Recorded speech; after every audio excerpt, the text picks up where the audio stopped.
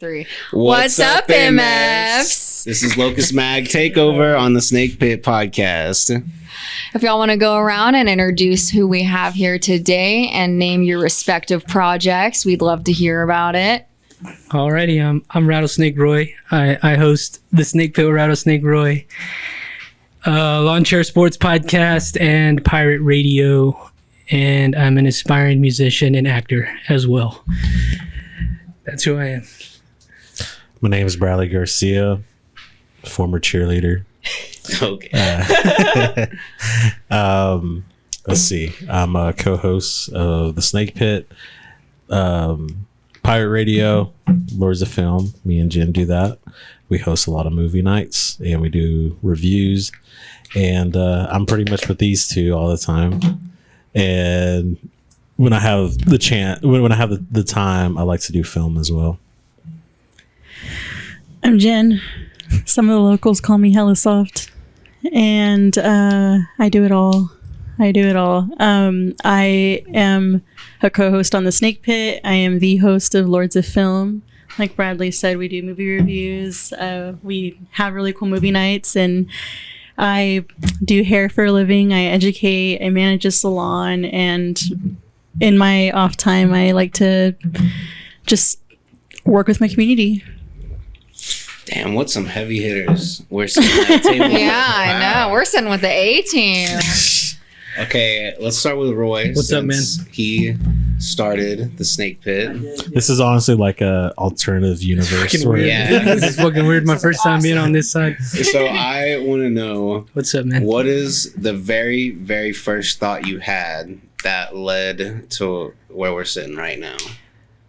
Oh, shit. The first wind of inspiration that hit you. I think it was like subconsciously. I was telling Jen, because you asked me to host your space rodeo, and I do like the First Friday Art Trail thing where I ask people questions, and I was telling her I used to do that in high school, but we weren't recording it. I would just go up with like my phone and pretend. So I think I've always been like interviewing people and always asking things and always interested in people's why they do what they do, and I just love talking to people, being nosy. And it started like that, and then I heard of a guy, I don't know if you've heard of him, named Joe Rogan, and I was like, man, that's cool. And then it just meshed either organically or subconsciously. It just like, okay. And then the pandemic hits, and I'm like, we got to do something. And I'm hanging around a lot of cool people who are doing things creatively, and I'm like, I think I could be good at that. Might as well try it. And that's kind of what. Okay, you said space rodeo though, but you were building this before you met me. Well, I'm saying, being in front of a mic and stuff like that. So I thought you were okay. When did you start doing the Snake Pit though? 2019, October of October 2019. So I don't really remember the first thought of doing it officially, but I would talk about it a lot, and then push came to shove, and I was forced to do it. As I've told many times, I told the guy I had a podcast, and he was like, can I check it out? And I didn't have one. So I was like, check it out like in a few days. And we did it in a few days. Luckily, I had some people who could create a logo for me, and some guys were like, yeah, that guy. I had a few guys who were like willing to get drunk and talk some shit. So that's kind of like the very first inception of it. Was this guy named Tristan was like, what do you, because that's what I was doing. I was doing that at a party, actually. I was interviewing people. I'd be like, do you like Nike or Adidas? And I'd ask him shit, fuzzies or torchies. And he was like, what are you doing? I'm like, this is for my podcast. But we weren't even recording it. So that's basically, to answer your question, that was it right there. So it started as a joke almost. Yeah, I think so. But I think I needed a reason to start one. And that was it right there. So That's sick. Yeah. And so when did Jen come aboard? I was a guess. this is a blurry time in my life. God, I don't even really. It was, I guess, around COVID. It was like August or September. 2020. And yeah, I had just created the Hella Soft account, so I was off social media for like 3 years. And so I just kind of made the Hella Soft account, which is kind of adding people that had mutual friends. That's how we kind of became friends on Instagram. And then I saw that he was posting about the Snake Pit. And he was just, as he does, promoting his episodes, And so I just shot him a DM and I was like, are you on Spotify? And that's just kind of how we got talking. Talked about podcasts, talked about like a little bit of movies. And like a week later, you invited me on. And I just kind of came just to chop it up. And it was during COVID, so I had literally nothing to do. And I was just dumb enough to come to a random guy's garage. We're actually doing it on that. Did you know me when I did it on that side? No, I was doing it on that side. I've been there one time. We did it on that side, and I think the first time we did was it, no I curtains. passed out. If I'm not Oh mistaken. my god! I Okay, got so drunk. Technically, episode 66 is technically like our first like ever interaction. Like that was it. And that was a long episode. I remember that was a long episode. I remember after he got really drunk, and I didn't know him, and the garage was open, and after we finished, he was like, "Do you smoke?" Oh shit! And I was like, yeah, I smoke, but I didn't want to bring anything in disrespect. And he was like, I have this stuff if you can, like crush it and put it in the bowl. So I was, weed? I was back on trying weed at that point. Yeah. And so he like gives it to me, and I just I did not know that how we all know that Roy cannot handle his weed. But like unbeknownst to me, I smoked a bowl with him, and he got really, really faded and fell asleep at the table with the garage doors wide open. And so I was just kind of sitting across from him, like, while he was just like slumped over, because I was just like, I don't know what to do. Like, I don't want to leave because like his shit's all here. Like, so what did you do? I just kind of like, he just kind of came to. He was just kind of coming back into, and then he put his shit up, and I left. I wish I could remember it. I don't. I unfortunately do not. Is there not video evidence? I'm not gonna go back. This was and after watch the it. episode. Yeah, we did our episode, and then after I just stayed and had a beer with him. Yeah. Truth be told, I don't watch any. Like I edit the videos. After that, I don't go back and watch any of them. I mean, you've been through it It's twice episode already. 66. So we're like in 240s now. Yeah. So that was like 5 ever the ago. beginnings of it, and we started video in episode 34. Yeah. So the videos are still fresh. We had like one camera. So two like, cameras. yeah, I just kind of became Roy's friend because he was like he was bar hopping and going to parties, and he was like my only social friend at the time. And so I would just we were just hanging out all the time. And then I just kind of I remember one time he posted on his Instagram if anybody could help with like the soundboard.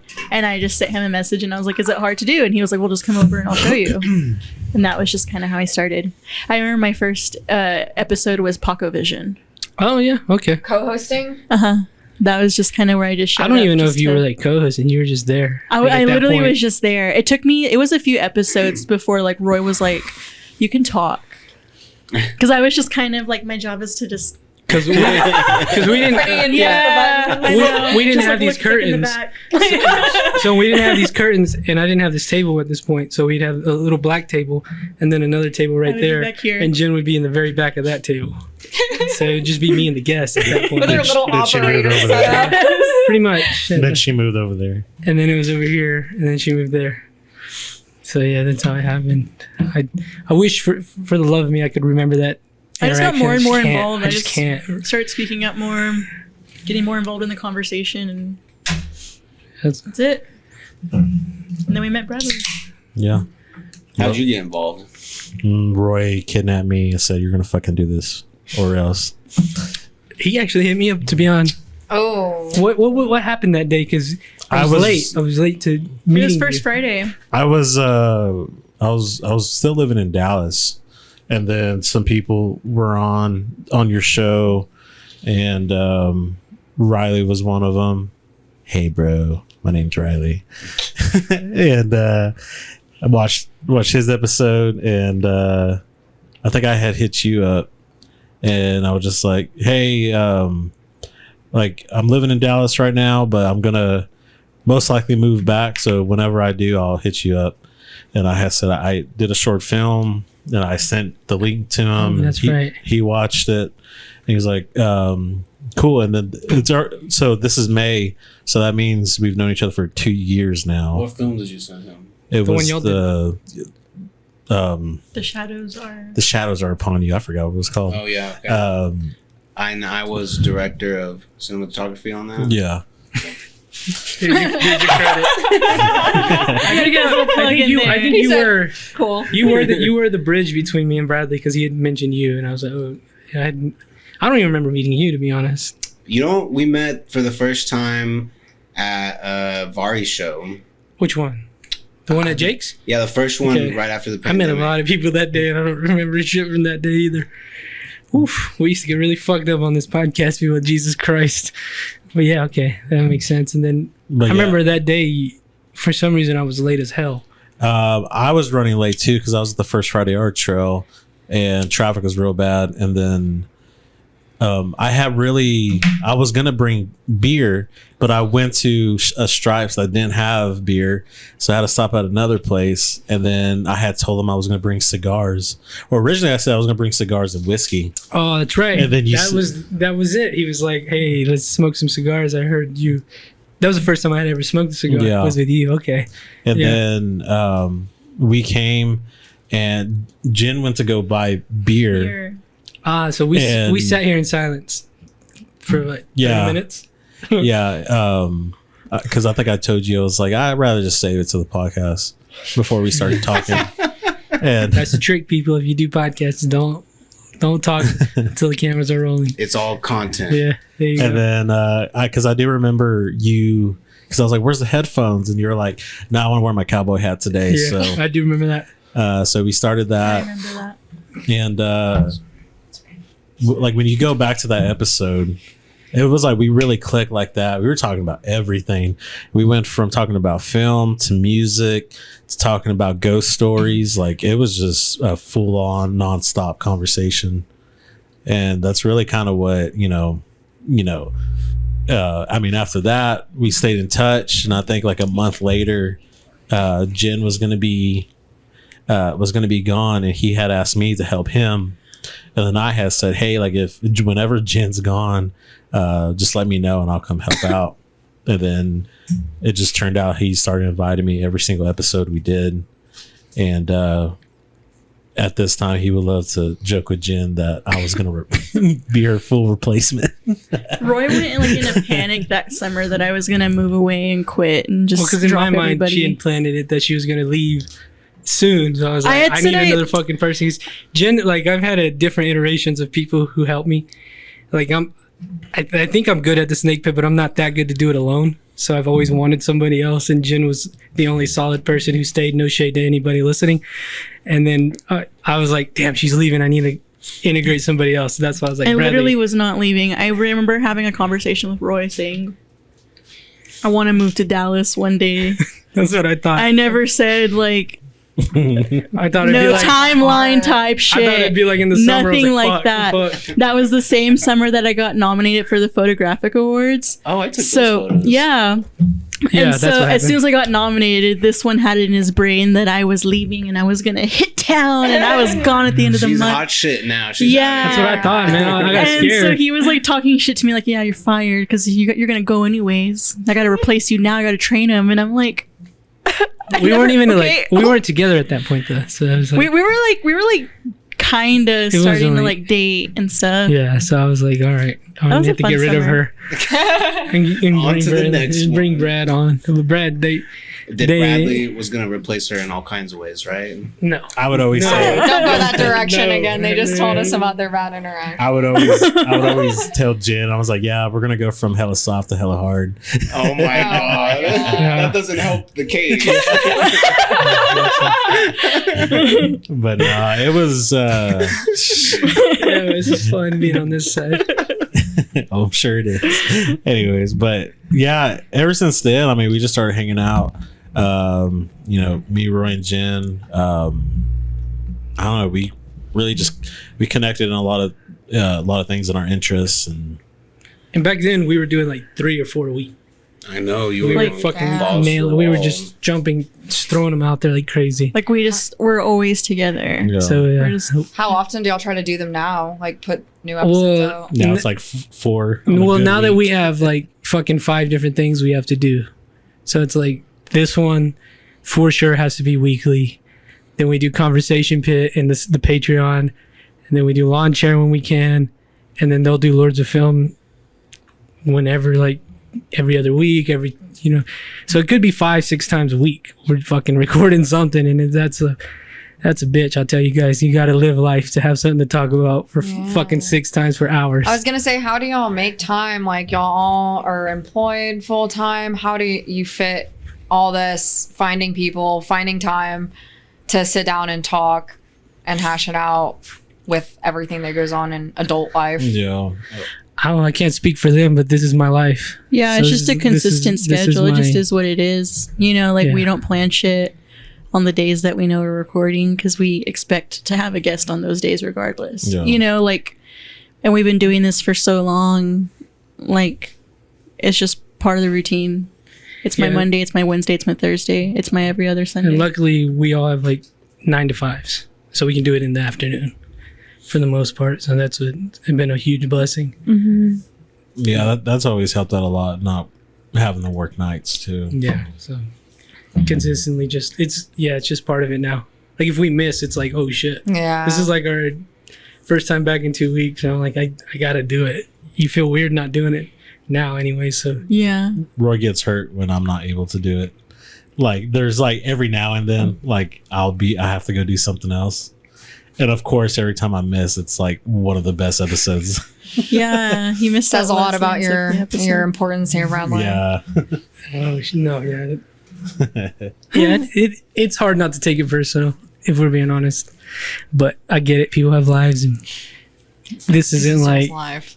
I can't officially say that. I don't fucking pay them, but I really appreciate their help in all of this. But if they're like, I'm not gonna be here, I'm like, what can I say? Well, all right, we'll figure it out. But it's honestly very rare that we miss. Like we're pretty consistent, and I mean, I would say for the last. That was Shout either out a to them. ghost or someone. That was a smoker.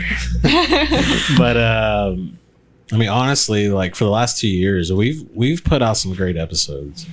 Like, I mean, we've met so many people doing this. It's given us a chance to put our names out there. It's nice to be like included in a lot of things that are going on here, and it's a good time. Besides y'all's like similarities that y'all obviously have, interest in music, movies, just kind of thoughts on the world, do you think that you each have like a distinct role within the podcast? Like one person is better at setting up audio, one person is better at introductions and breaking the ice. Like what do you think your kind of role within? I mean, Roy still leads everything. I think about if you really listen, probably like 30 minutes in, they start to really take it because I'm only that good for 30 minutes, and then they start like asking their questions, and then we can bounce off that normally. So that's like what it is. Like I set everything up. I'm sure they would help, but I'm like, I'm gonna do it. This is my thing. Let me do it. And then we lead into it. And luckily, I think in January we all had a collective meeting, the Snake Pit, and Jen was like, let's send people questions. Like we do a questionnaire now. I didn't do it for y'all because we know y'all, we know what's up. So I send it to them, and they kind of have an idea of who the person is now. So now they can like ask questions based off of that. Yeah. That has helped a lot. I made like a little form on like my notes, and it's just a very basic introductory form. I wanted to get their social handles and just why the Snake Pit where you referred, what does Lubbock mean to you, and it just kind of gives us some insight, so that way we kind of know like where this conversation is going to go and how we can just hone in on that. But even then, just having an Instagram handle does so much for us, like pre-interview, just to kind of like, okay, that's what this person's getting into, this is who they know, okay, I've seen them before. Yes, you speak on, like, you were asking about the strengths and all that. I think I thrive in not knowing. Like, I love it, not knowing who they are and just going off the spot.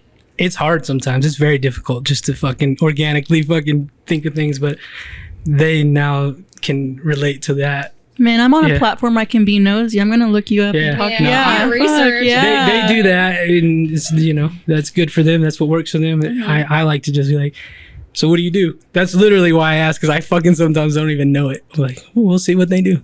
We'll see what I know about what they do. Yeah. But luckily they come in like I said, about 30 minutes, 25 minutes. Sometimes if the guest is a little less talkative, it's like 15 minutes in, and we're like, all right, what do we ask now? And I tell you, that's a difficult thing about this. I'm like, dude, I don't know what I'm gonna ask. Man, we go deep and dark sometimes. Yeah. I feel like we juggle it pretty well. Like, I feel like even if we don't have like a very like talkative guest at first, I feel like we balance that conversation enough to where we can just kind of make it come out of them, and they'll get comfortable. Do you think being on this podcast and hosting this has made you a better conversationalist just in general? Oh, dude, it really is a blessing to like be able to like tell a story, have a very like good, thorough conversation, eye contact. Like those are things that a lot of our generation like kind of lacks. You know what I mean? And so like it really is like a blessing to be able to like, I don't want to say like hone in on that, but to get to exercise that, getting to speak to people. And even then, like I feel this way about hair. Like all my clients come from different walks of life, and typically we would have no business speaking to each other. I would have no business speaking to a CPS worker, any of these people, and just through doing their hair and hanging out with them for like 30 to 3-4 hours, you learn so much, and you like you just kind of through conversation, like you yourself kind of take in so much information and change from that, and so I feel like very blessed with that. But to also get to do it here and to like meet creatives here and people who are just motivated by different things, it's really cool just to like be able to take that in constantly. I don't know. I like that. I think it can. I feel very lucky to have it can that. also be a curse because I find myself being very like podcasting mode when I'm just talking to people. I do And that I have too. to be like, all right. God, I do that It's like too. blasting out questions. And then they, Yeah, then they and I'll probably think say I'm trying to it. get something out of them or something. I'm like, I'm sorry. yeah. I'm just asking, like, You a narc? yeah, police? like, so you have to be like that balanced. But I don't know. Some people probably get annoyed with it, but I like if I meet a stranger, I'll start doing that shit. I was gonna say, but even before the podcast, it kind of seems like that was your direction of conversation anyway. Yeah. So you find yourself in that too, but it's all right. Host mode. But no, you do learn to talk to people. You learn to, like Jen saying, like look people in the eyes. Like that's important, and you get to like having that. I don't know, man. Conversation with people for an hour and a half, like when you're just here, no phone, nothing. It's fucking cool. I love it. I love it, and you can take that out into the real world. Sometimes it's nice to be able to just talk to people and see what's up.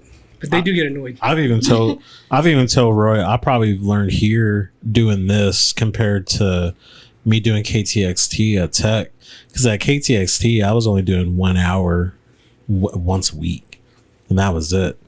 And I was comfortable with the mic, but and I was only by myself too, and I would just play music and talk about whatever music was played. I would talk about news, what was going on. So pretty much like that really set me up to be great at this.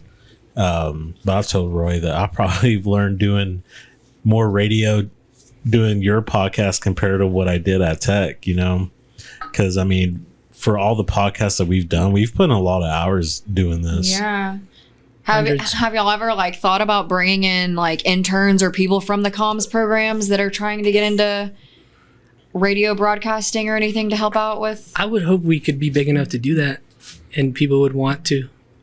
That's the goal in the future. I Yeah. think that'd be cool. I want to snag some of them and come work. So don't get that degree, just come fucking work for us. But we got to make some money first. So. Yeah. But I would love to have some people or have that much credibility that they would want to. That'd be really cool. I bet people would want to, honestly. We got to get our name out there. But yeah, I think hosting a radio show after doing this would be pretty fun. But I think radio's dead. I think this is where it's at now. So I don't, that's your fucking path. Cool, man. But I think this is where it's at. People listen to podcasts or music on their phone. People don't listen to the radio. I listen to the radio. I do on the way to work and shit. I'll catch But it. I feel like the NPR conversation sometimes, pit but- is our version of like a radio show. yeah, that is pretty much what we do. Yeah. honestly, if you're in a bigger city, that's probably the route to go, is listen to the radio. Like if you're in New York or LA, those are the radio stations. Yeah. Probably bigger cities. Okay, 88.1, like here though, is pretty fucking awesome. Yeah. Like they have alternative music. They like all the students get their individual shows where they talk about whatever.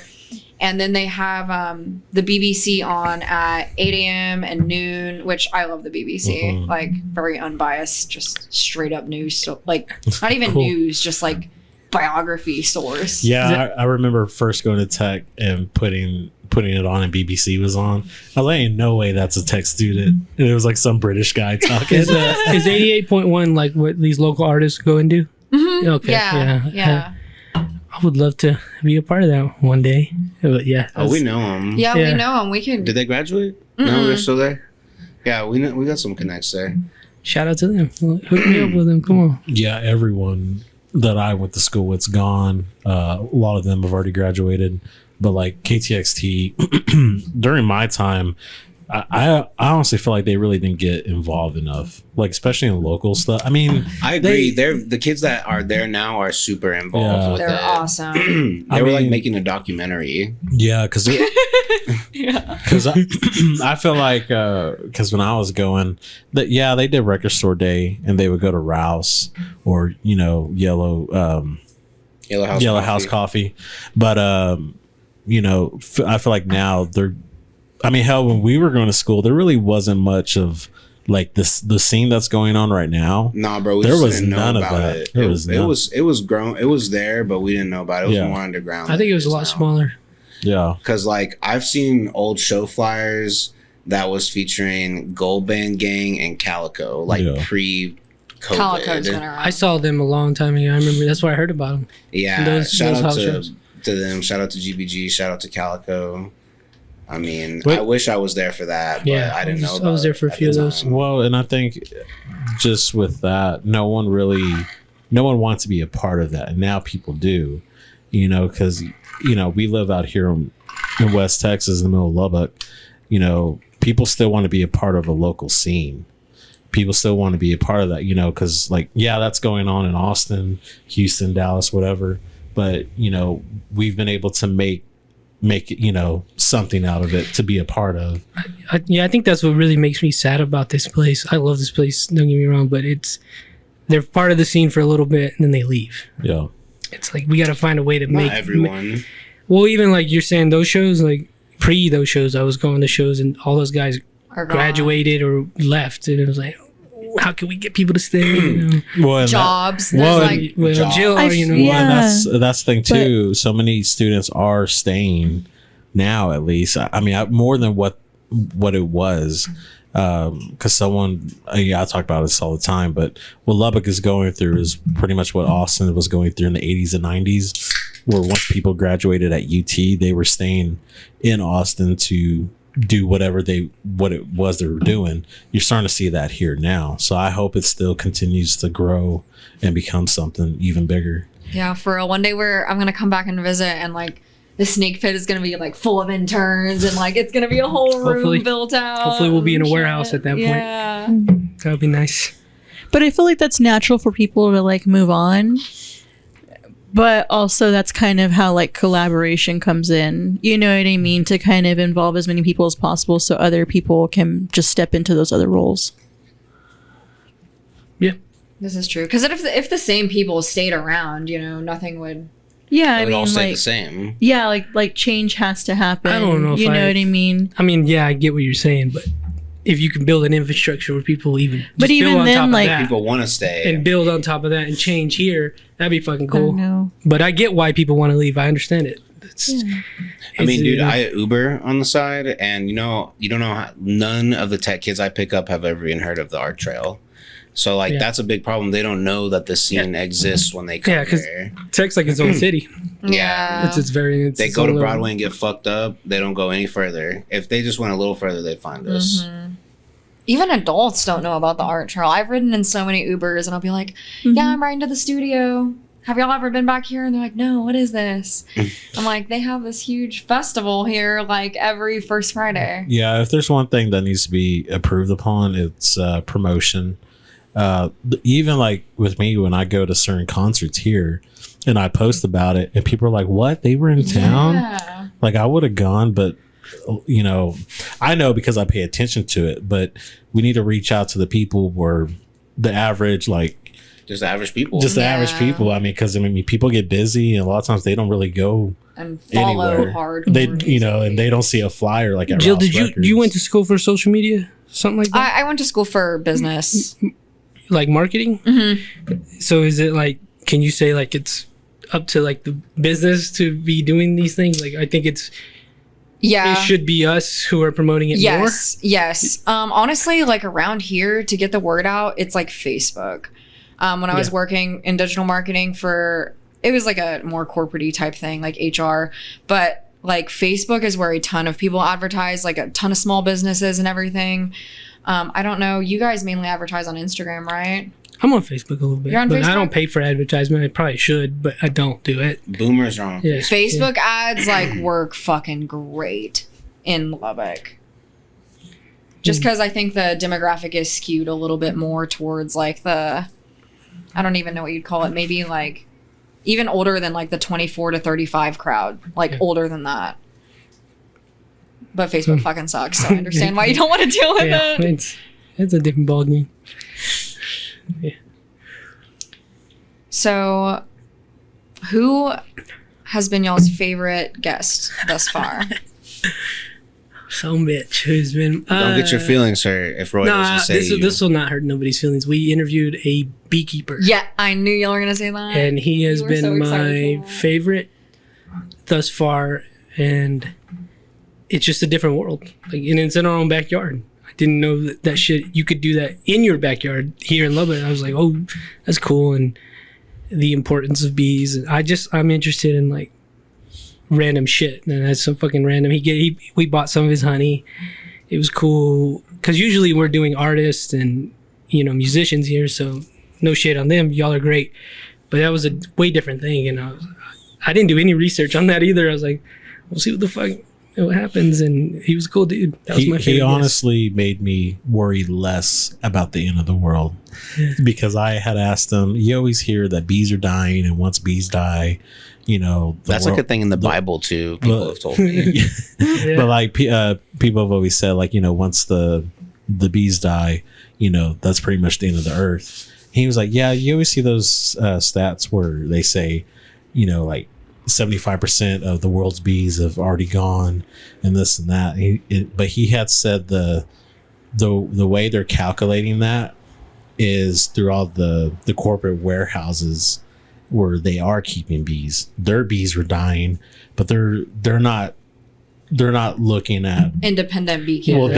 that, and then I mean, we don't know what's out in the forest, out in the desert.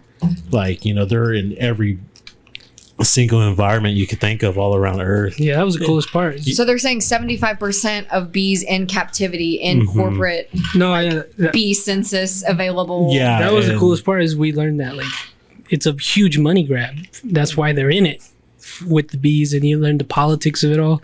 I was like, oh shit, I didn't know that any of that existed. But he didn't. Yeah, he didn't really seem too worried about it. Bureaucracy. He knows what he was talking about, and he didn't seem too worried. So I was like, all right, I think we'll be all right. Yeah. And he kind of told us there's a lot of shit that's killing them, but there's other things we can do. And he told us like the cartel still fucking bees and shit. We're like, God damn, what the fuck? Cartel steals bees. Yeah, because it's money. They steal them from the corporations and use They steal for, them off of almond farms. and then they use them for their money grab or whatever. And I was like, oh shit, They'd be making like cannabis. we're talking billions of dollars. infused honey. I from asked the him about cartel. that. No, I asked him about that. He said he didn't know anything about like the Cannabis. weed infused bees. Maybe he was just protecting himself because he was also professional and other things. So maybe. Yeah. He was so cool though. So that was my favorite guest. I don't know who y'all's is. I can't really say. I mean, we've done so many good ones. You guys just interviewed that director, right? For Robbie Banfitch from the Outwaters, director and star of the Outwaters.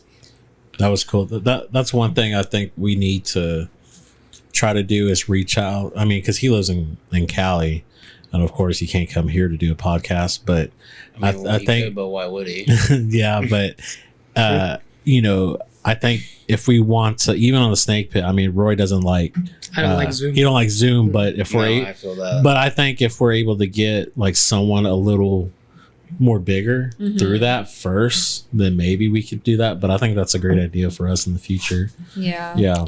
I think it's definitely doable, and I don't know. That was Just to just really fun. throw That out- was just random. that was That Lords of happened. Film, by the way. That was not the snake That pit. was Lords of Film. That So was that was there, random. too. I remember when I was posting it, I was at Flips, and I just had a post about the podcast, and because the episode dropped, and just for funsies, I just kind of wanted to see if the Outwaters had like an Instagram film page, and they did, and so I just tagged the Outwaters Instagram page, and like within 10 minutes, he followed the page, me and Bradley. He reposted it, you know, and he like commented and my stuff like that. God. And then Bradley shot him a message just to kind of, hey, thank you, you know, I mean, for the follow. And that's how he wanted to be You on. know. Yes. Yeah. Shout out He to that said, fella. he said, hey, if y'all want, we could do a Zoom interview if you want. Yeah. And I said, hell yeah. So we did it. Which that was It also took- like it- really cool. Yeah. It took us a Thank little you. while because, you know, we get busy, but we got it done. Yeah. So, but that was already a long It's time a ago. visceral ass film. I don't want to talk about it. Fuck. But yeah, Was the zooming difficult? Like recording the audio? I think we worried. I think the hardest thing was worrying about it up to it. We were worried about certain technical difficulties, but it was a lot easier than what I thought it was. Yeah. Yeah. Even the interview was easy. Like he was just chill. Yeah. Like, it was literally just we're just asking him questions, and he was just like, answering. I was actually kind of nervous doing it. I don't get nervous too. I had that day. I had listened to a few podcasts that he had done, so I kind of was like, I can chop it up with this guy easy. I can make him giggle. Yeah. You did your There's research. that good research. Yeah. I respect that. That's how I am too. I would need to like really. I'm more like the Roy approach. Yeah. I like to just go in, no questions thought of, pretty blind, just like get to know someone. I mean, I get why they do their research because it's specific. It's a movie based. Lords of Film, check it out. For mine, I'm like, well, what was your childhood like? You can't research that, you know? I was like, okay, well, why did you choose to go into movies? That's what I would ask. It would not have been anything about Outwaters. So that's what I was like, because they asked me like if I was going to be part of them. If we can do something separately, I will. Me and him, but you guys ask him about the movie. I didn't even watch the movie. I was just in the back drinking. He was just off camera. Yeah, I was like, He was laying in my bed yeah, I was just too. laying down. This y'all's thing, man. Good for you guys. That was really cool. It was a really cool moment. He even reposted us just recently, so that was cool. What is an observation that you think that y'all could make about people in general? You know, not specific people that you've had on the podcast, but like just talking to so many people. Is there like a What have you learned about people? What have you maybe? learned about Ah, people in like- general? I think one of the most interesting things I've learned doing this is people want to tell their story. I think that's pretty much it. Like a lot of people, you can tell when they start just blurting out shit. You're like, oh, nobody's ever talked to you. Nobody's ever fucking sat down and really had a conversation with you. I think they just want to have that talk. They just want to, and some people do spill their guts on you. That's cool. I welcome it. And I've learned that like, I don't think anybody's ever asked you even how you're fucking doing, you know? And I'm like, damn, that's cool. I'm glad I can facilitate that for people to let open up their hearts to the world. I mean, because through their art, they can do that, but not through words. And that's fucking difficult. That's a really difficult thing to do. And I've learned like people just wanted their story to be heard. I think I've learned that the most. And I've learned some people are full of shit. I've learned that too. I'll tell you those two things too. And there's some people are like full of shit. I'm like, okay, you're not about it, but that's a whole different thing. But mainly like people just want to be heard. And I again, that's why I even take it out the podcast when I'm out the bar, out in public. I just want to fucking talk to people because I know they want somebody to listen to them. That's what I've learned doing this. It's honestly helped me read people a lot better. I feel like within the first 10 minutes, I could tell if this person's like consistent, really is like true to what they do, or if they're not. Because I mean, I'm sure we've interviewed people That are that full of shit. A few times. yeah, A few times. but you know, Do you publish those? It's up to them, man. They tell their story. I mean, I don't know if the audience could tell, but you know, being right here, like I could read people a lot better, and it's kind of helped me in the real life. Like I can almost tell when someone's like lying, or you know, or just being full of shit. But I just think that it's been interesting the last 2 years where we interview people, and a lot of times they're like a lot of the one and dones too, where like they go out and try something and then they're kind of just fade, and we don't hear about them ever again. So that's been kind of interesting. I feel like for me, is the ones that stay true to what they do. Yeah, we've had a few people quit what they do, and it kind of just makes me sad. I'm like, Yeah. damn it. Dude, I was doing something called Sunset Productions before the pandemic, making documentaries with some friends, and we had done a feature on this little, this like little art museum that popped up, basically owned by this couple. They collected art throughout their travels, and they weren't even that old. They were like middle aged, and basically like it all fell apart right after we published the documentary, and it was our most viewed documentary, and it all fell apart because the two people that owned it were druggies. Well, And they like accused one of the artists that was working with them of like stealing drugs out of their bag or something. oh shit. Yeah. Yeah, So you that get happens in this line of work, Yeah, it I does. guess. Yeah. does. It just makes you sad. that was a long ass time ago. Some productions, Sunset Productions, yeah. Was he on it with you? No, but but it was included in the film that I did. yeah, me and Kobe hit a pew. Shout out to him. I saw him this weekend Really? at Logi's. That is exactly where he would be. But yeah, shout out to him. We did that together with another friend of mine, Josh Ramirez, who now is an anchor at one of the local news stations. But yeah, the COVID killed that. I know this is y'all's podcast, but I have to piss like a God motherfucker. damn. I have to piss like a motherfucker. Y'all can have anyone on here on the Snake Pit tomorrow. Who would you bring on? Ooh, shit. Who would I bring on? Let me think about that one for a minute. Bradley? Dead or alive. Oh, I got you. Lemmy Kilmister. He's dead, but I've loved to interview him. Who is that? Lead singer of Motorhead. I think he's a very fascinating human being. If you see the way he dresses, that's the way I dress. He's the ultimate rock star in my eyes. I would love to interview him. That would be my ultimate guest. I would say alive. It would have to be one of the popular like Texas artists that's going on right now, like Leon Bridges. Gary Clark Charlie Jr., Crockett. Charlie Crockett, Charlie Crockett. We tried very hard to get him on. Krogben, Black Pumas. Oh, You know, Crockett. Dead, Dimebag Daryl. Alive. Honestly, I think it would be funsies to have like one of the Trash Tuesday girls on here. In my fantasy world. It would just Who be is Trash Tuesday? Trash Good Tuesday, podcast. it's a podcast I like. They just talk shit. Asher It's Pavinsky, it's Esther Pavitsky, Kalila, and Letterman. Annie Letterman, and they're 3 comedians, and they have a weekly podcast called Trash Tuesday. Comes out tomorrow morning. And it is raunchy as fuck. Tomorrow's Trash Tuesday. Yeah, it's just raunchy, and it's just them. Sometimes they have guests. Sometimes they talk about anything and everything, and are very open and very descriptive, and they're just awesome. Alive, I think I would want to talk to Barack Obama. I'm not even lying. As a bro, like, take the politics, the who you are on camera, like bro to bro. I would love to talk to Barack Obama. He's such a good orator. Yes, I It's think very it would disarming. be. I think it would be a very interesting podcast. And at the end, That'd be I would so hope we could fun. drink beer. So at the end, like, so are aliens real?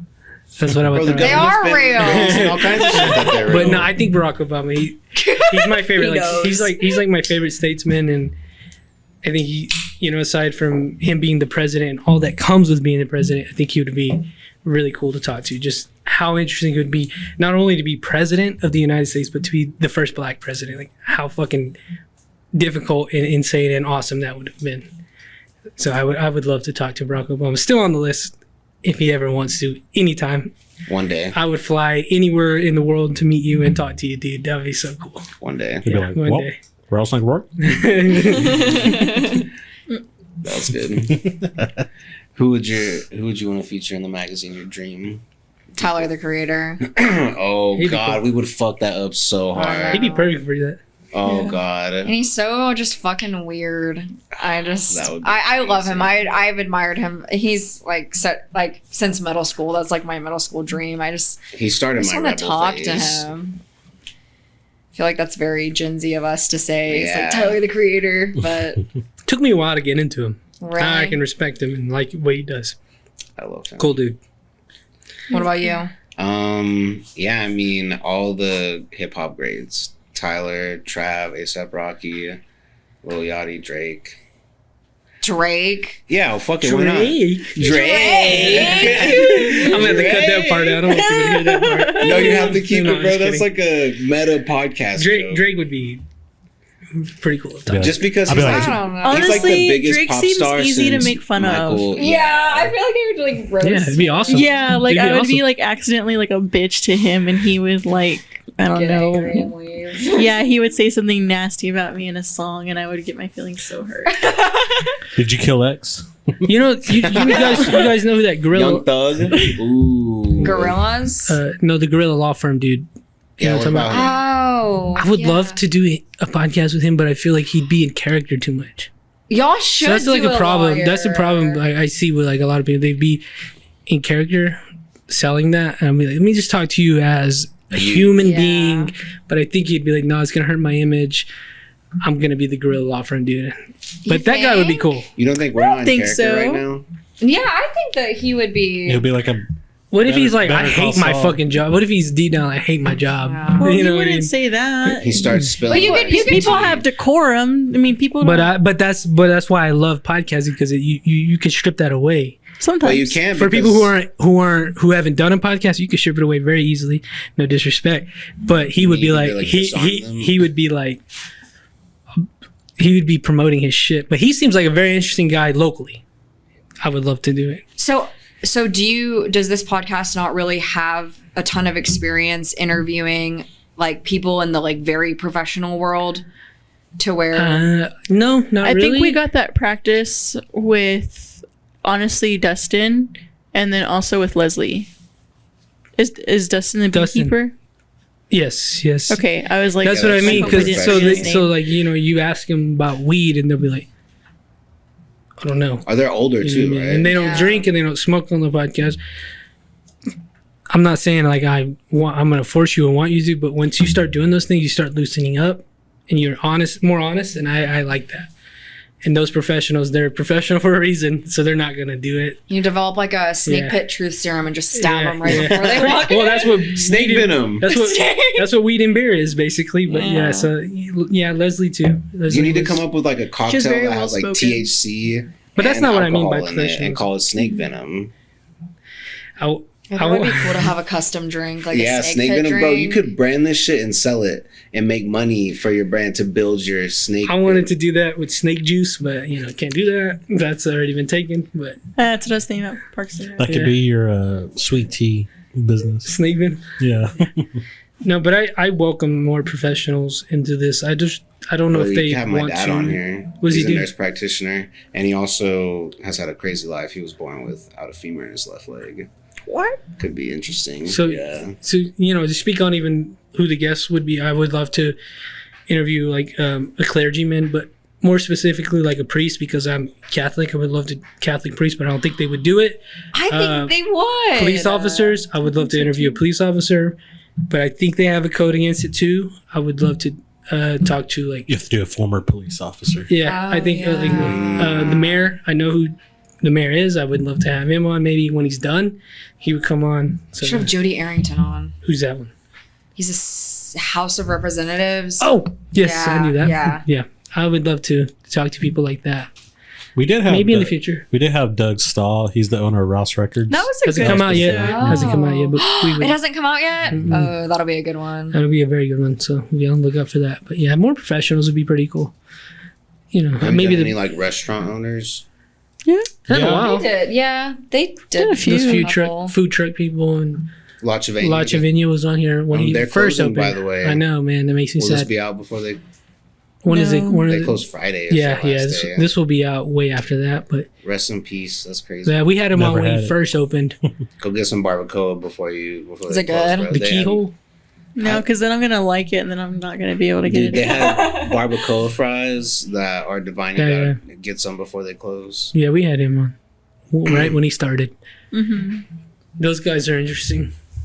Food truck people. Very interesting. Come back on, people. When y'all were kids, what was your like dream career? I wanted to be a professional baseball player. I loved baseball. I was obsessed with baseball at that point.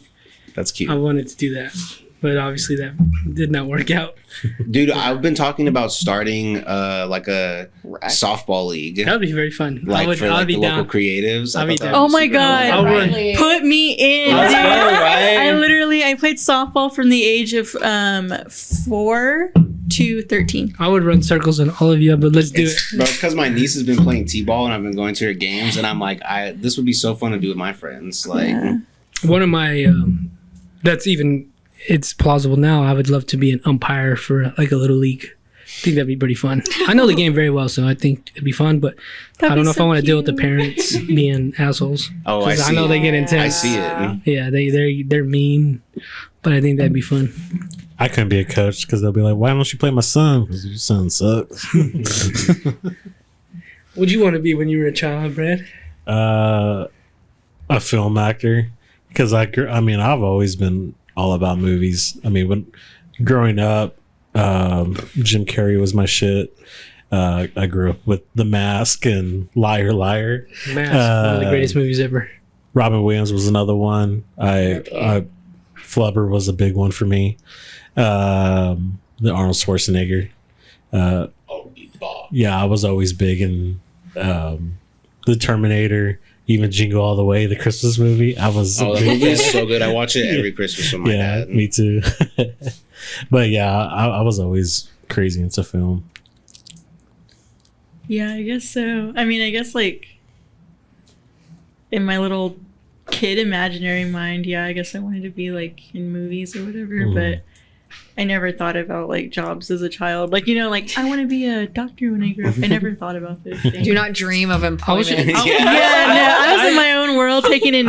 I've always just been like, not to sound like weird, but I've always just been like a consumer of media and music and just film and anything and everything. Even as a kid, like I just remember like my parents worked a lot, so I was at my grandparents a lot, and so I just kind of watched anything with them. And also, I just wasn't very supervised, so I was literally watching anything and just taking it all in. Yeah, I was about to say prior to what you were gonna say, like that's what makes us who we are. I think it's because we're dreaming fucking huge. As like trying to do any of what we wanted to do, even now, is like almost impossible. I think that's the fun part of it all. You never know. Like, God damn, that's gonna be fucking very difficult to succeed in any of this shit. But that excites me. It's very difficult, but that's what excites me. Try making money doing a podcast.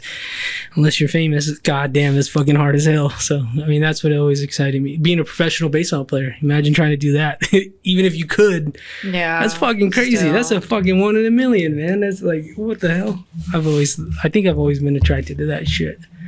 I never wanted to do like an office job or any of that shit. I mean, hell no. And I went to school and I was like, I do not want to do this. This is Yeah. no sir. I think I knew like that's kind of like why I like wanted to do hair. Before I did hair, I wanted to be a mortician. That was like literally like that was like if I have to do like some like adult shit, I guess I'm gonna go to school and I'm gonna get a medical degree and I'm gonna be a mortician. That's about us. That's what I wanted to do.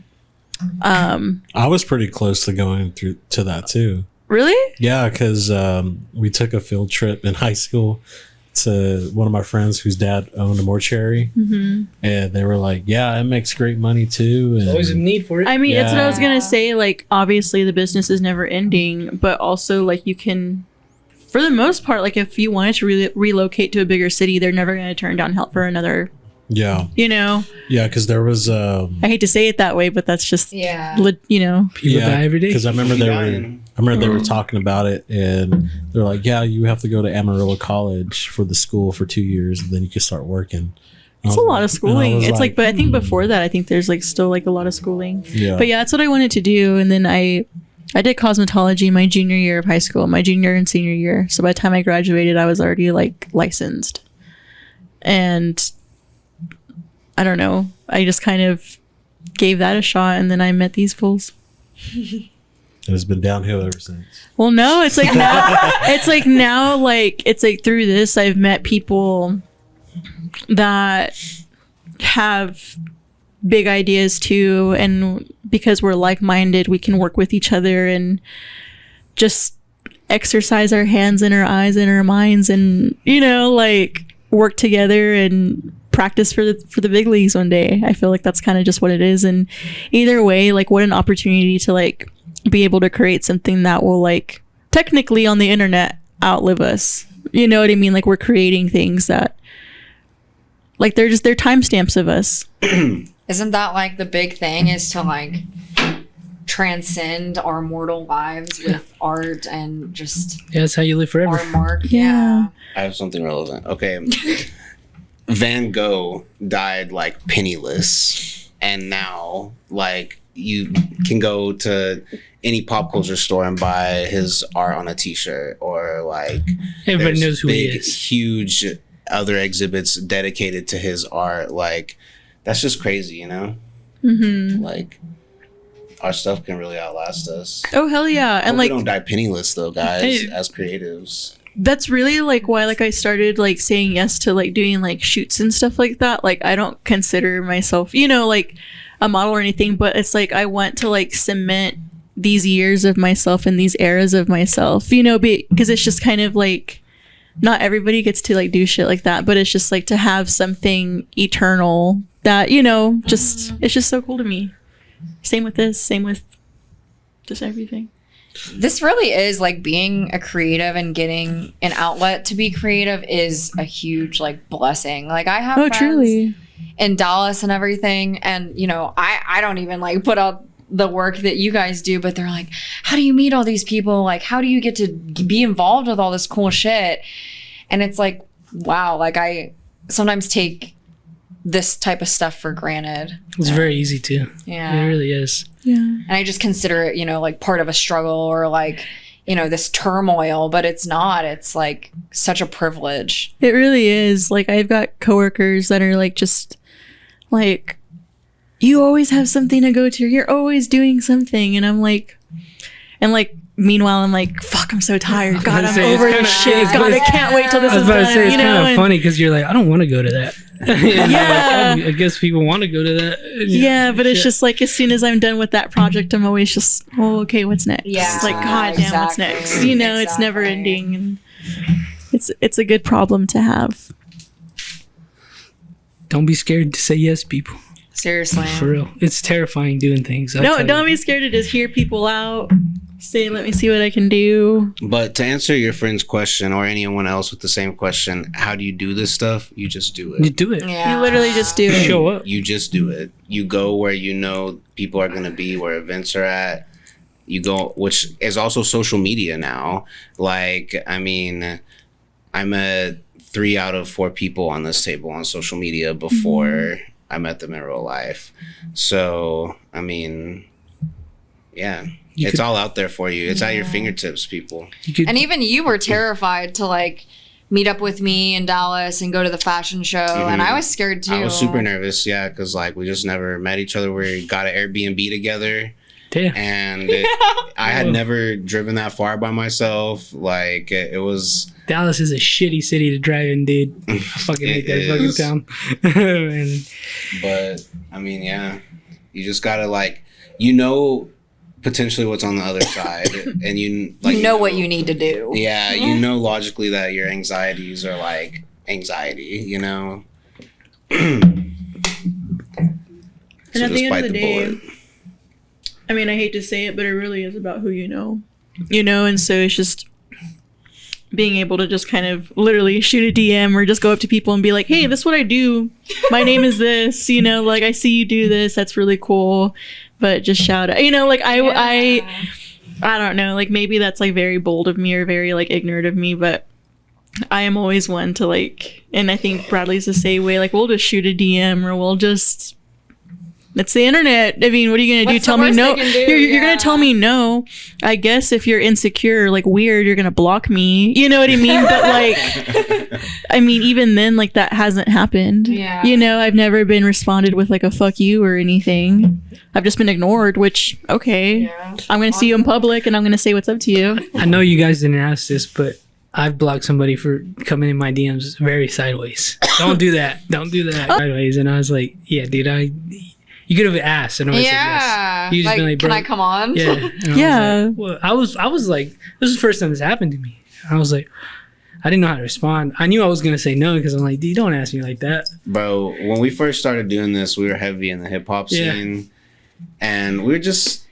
I caught some fucking strays, you know, Yeah, like you just know. by I mean, yeah. There's a way to do things. And Yeah. I'm a nobody, and I was like, dude, chill, bro. That's not a way to ask me shit. He didn't even ask. It's because like the entitlement in that. Yeah, I was like, come entitlement. on, man. It might have been very beneficial because he is the hottest guy, one of the hottest guys in Little League. But I was like, I got to stick to who I am, and I'm not gonna. Yeah, keep that dignity. Yeah. Well, I don't know who he is. He's Hella soft doesn't know. He's that pretty name. big. So He's pretty it doesn't matter. Yeah. I guess that's always the thing. Yeah. I this past Friday I was subbing this class, and I was in a class full of like the top 10%. They were like valedictorians and like smart kids, and like they were telling me like they're working on their applications for Ivy League schools like Yale, Cornell, and Harvard, and they were just talking about like experience and I guess what I've gone through. And I told them like, look, like going forward, you know, y'all been in high school, y'all been working on grades hard, y'all probably been nonstop, like, you know, in the books, just trying to study. And I told them there's nothing wrong with studying, you know, very hard and getting good grades. But I told them, I guess my advice to y'all is, you know, even if you're getting out there, you go to a great school and you get those good grades, always be involved with anything. Don't be just stuck on just worrying about grades, because even if you get a degree from Cornell or Yale or whatever, Princeton, you know, what really matters is who you know and what What you did. I mean, good grades can only get you, you know, so far. Life And experience. Once you get to is college, that shit don't irreplaceable. matter. Yeah. That shit don't matter at all. Yeah. And I just told them, it's like, Or once you get out of college. be involved with whatever group you're with, learn how to talk to people, meet new people, because that's really the only thing that's going to get you far in life, more than what grades can. That's crazy though how drilled like into we are that grades are like the only thing that matters. Right. And then we go to college and they're like, all right, figure it out. I was like not doing anything artistic, like since I was a child, you know, like doing arts and crafts until like I started doing photography in junior college. And then now I'm just like, fuck academia, fuck a career. Like I just want to create. Creating is your career, man. What are you talking about? That is a career. Yeah, but it's not like a sit in the office I career. get what Like you're saying, but that can be a career, man. hopefully. Yeah. Anything that sustains your life that you make money off of is technically, I feel like, a career. That's the next level of this. Sustain my life. Mhm. I'm not, you know, what I'm living off now. If I could make that doing this, I'd be like, fuck yeah. I didn't start. I started the Snake Pit in October of 2019. I graduated college in December of 2019. Did you go to tech? Yeah, I graduated in finance at the Rolls. Really? Yeah, and, Holy shit. So like, I started in October and graduated in December, and then the pandemic hit, and like I know it's bad and a lot of things, but we got lucky doing that because we were just focused on this for the whole time. And Oh, I bet this was such like an insane outlet to have when everyone was just you should have seen it. Jesus trapped in. Christ. It was bad back in the fucking early days. We were nuts. We had Yeah. banned liquor on this fucking podcast. For real. Like, we were passing out, doing drugs. I don't know. What Are happened those in this debauchery filled episodes still like on the internet? Probably. Oh yeah, like it's gonna get posted. Oh, I mean, they're all posted. Like, I don't know. it's just the audio, right? Because that was when y'all weren't doing video yet, or y'all. Some of it No, might there's have always been- been the single camera. Some of it might have been video. I don't know what. I mean, I don't think we said anything crazy, but who knows? It what would we be said. funny to see the early stages of. Should we pull it up? I remember like You know, I've you're seen, talking about the internship. Yeah. If I ever get one, I'm like, hey, go back and listen to those old episodes and tell me which ones should we delete, because we're gonna fucking delete some of those There fucking used to episodes. be Which a ones will, these time- will get me canceled? Yeah, there yeah, used pretty to much. be a time that I would watch the videos like of the interviews, like actually watch them and like I don't know, look at myself. I don't know, but like That's the best part. What? like there would be some parts of the conversation would be what I would like remember, like I remember we said something crazy or like we dropped a name or you know whatever, and like it would just be like somebody talking and just like a glitch and like it would just you know like it would just There's usually name drops that we have to delete. Now. Yeah. Now, I don't like. I hate fucking taking things out. no. But It's if a kind of guest a asks rule. me, I will. But usually names, I'll just Yeah. bleep out. I understand that, but I hate editing things out. I like to keep it Raw. as raw as it can be. But I understand the WWE. names. Like you don't want to, or addresses, or where you live. Like we take out where somebody lives. Accidental doxing. I do that. stuff. I do that. I'm like, hey, don't tell people where you fucking live, you motherfuckers. But I'll do that. But you learn as you go. That's the funny. That's the like the bad thing about it and the good thing. You learn as you go. You don't fucking know. And again, like being raw, you don't know what somebody's gonna say. Like somebody said, I was like, yeah, dude, I'm gonna delete that. I don't want her. She fucking kills people. So you know, somebody was like, I was like, yeah, I'm not gonna keep that part in. I did that to my own. He didn't even ask me. He was like, keep it all in. I'm like, nah. I don't even want that. I don't want to wake up with my own suicide So note they beside said- my bed. Yeah, shit like that. That was a very wild podcast we did recently, and but usually it's just Do y'all try to If you steer said people it. away from the political talk? no. No. But that part, if you say fuck a Whatever. certain somebody, I will. But other than that, you say what you want. I mean, I we leave it go- up to people. We go pretty deep and pretty dark a lot of times, like I said earlier. I like that. I like it personally, but I can tell when they don't because Yeah. they start to talk about other things. But I like going dark. I like getting sad, and like me and Jill did. I like getting sad and shit. I'm like, that's what I like. What emotion do you struggle with the most? For real. It's almost like therapy almost. When you goddamn. Yeah. I Cancer. should shut the fuck ass. up. I should shut the fuck up because Okay. this is like people don't want to hear. I ask everyone I interview for the magazine, what's your sign? Roy What is- hates what this is the stuff. fucking You know what you are. Yes, he You does. know 'cause what he's you told are. Me. He's told me. I'm a Cancer. No, Shut you're the fuck up. not. He's a water sign, though. I'm a Scorpio. I was born Yeah. November 10th. That's what whatever Roy, that do you means. know like your rising and your moon? Do you know? I don't it? even know what the fuck that means. What does that mean? The rising is where the sun is at Do on you the know what time horizon you were when you're born? born. I do, but I'm not gonna say what time I was born. Well, yeah, not Will on you here, tell but me off camera, I won't tell nobody no more. please? No way. But I What was do you born mean November no 10th. more? Who knows? We're talking like his mom. I was like 18.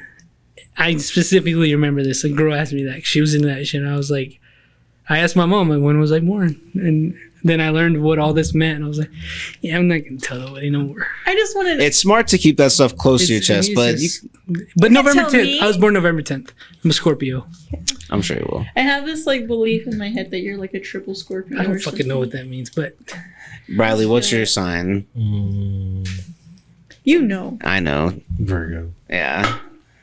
Nice. Capricorn Sun, Gemini Moon, Pisces Rising, Capricorn Stellium. Okay. What was that whatever the last one? fuck that means. Stellium. I don't even know what that I is. think I have a Libra stellium. I don't even know. I'll say It's this. all math. I'll It's say all this. geometry and math. I'll say this about doing the podcast and stuff. Like, I can sit here and say that's all bullshit, but I believe in bullshit too. So I've learned that. Like, I also believe in what you would probably say is bullshit. So I'm like, oh, well, Yeah, I mean, we all Yeah, believe whatever, we yeah. all believe in some fucking weird Bullshit. shit. You know, I not bullshit. We all believe in some weird shit. And stuff. So I'm like, all right, yeah, I was born November 10th. You guys can guess whatever else I was into or whatever. But also, like, it's like one of the hard things about doing this is like trying to also remain private and secret without. Bro, if you want fame, if you want a well-known podcast that brings you in money, you can throw privacy out the window. I know this was very difficult. Is trying to balance that. Like, I didn't want it, but not even just like because I was telling Bradley like some of the shit we talk about could be like could fuck us up in the future, like where we live or what we have or our possessions. I've heard people getting robbed and shit. You gotta be careful, kind of the things you talk about and the things you say. You don't want people to know too much. But then again, I told you we're doing 6 of these a week. I kind of have to talk about my life because that's all I have to fucking talk about, and that's a hard balance to live doing this. It's a cool thing. I want to do this. This is what I want for my life, but I'm trying to learn that balance of like, I mean, you know what I mean? We've talked about doing a podcast, and I want to talk about like real shit, you know, like real shit. But I'm That's like, what people like. but I'm gonna have to like give code names to people or something. Also, you that's know? what I mean. You got to block. Like, Sometimes you got to block names out. We could make like kind of like alternate personas. What do you mean? Like, we could a make- code name for something. Well, not just code names, but like when we talk about like places or things or like very like docs specific information, we could just like make up this fake persona that has So this we thing need and like keep a it chart. consistent. We need like a chart off camera that has like your legend, basically. Yeah, like for your all of lore, your- like yeah. Jill lore. It's Jill like if you persona say if lore. you're talking about flips, you say flops or something like that. No, I'm with you. I'm very paranoid about things. Like, I don't want to tell people what bars I'm at. I don't want people to know where I'm at. You know? Everyone's got a gun. Or you And that's just the don't crazy know. thing about the internet is that's what I'm saying, dog. Like, it sounds paranoid, but like, what if a fucking weirdo latches onto what you're saying and he's like, oh, I know where he's at. I'm gonna he said something bad. I'm gonna kill him. Yeah, I I mean, think about that. I think about this Shit all the happens time. I every think day, about it all the yeah. fucking time. I'm like, yeah, you gotta be careful. But we speak for fucking hours a week. And I'm but like, you God can't. damn. You know, you can't live your just as we live life. You know, you got to treat your podcast and art the same way. You can't walk on eggshells necessarily so that you don't avoid harm. It's another you know? fine line.